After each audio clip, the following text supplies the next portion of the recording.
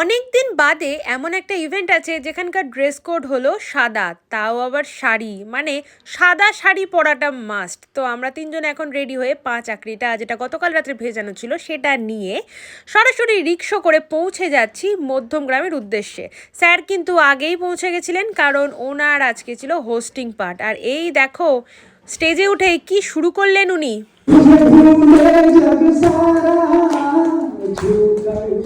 मेरे दिल को यकीन क्या इशारा बदला ये मौसम लगे प्यारा जग सारा छूकर मेरे दिल को यकीन क्या इशारा। দারুণ প্রোগ্রাম কমপ্লিট হওয়ার পরে এখন লাঞ্চের পালা। লাঞ্চে ছিল টেস্টি টেস্টি পোলাও, চিকেন কষা আর ইয়াম্মি ইয়াম্মি স্যালাড। চলো টাটা।